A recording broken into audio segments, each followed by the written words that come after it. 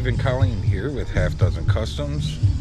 Today we are at another car show. This is the 9th annual Veterans Car and Truck Show in Lakeville, Indiana at the VFW Hall. So let's go check it out, see what we got.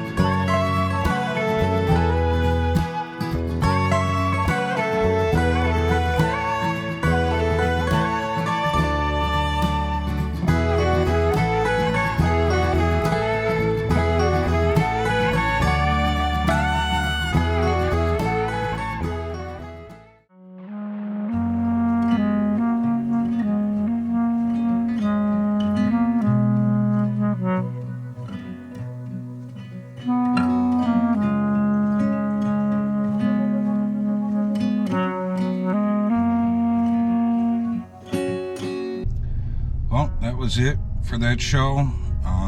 We got here a little late. Seems like it would have been a decent show if we would have got here early in the morning, but we are not early birds. So hope you guys enjoyed the video.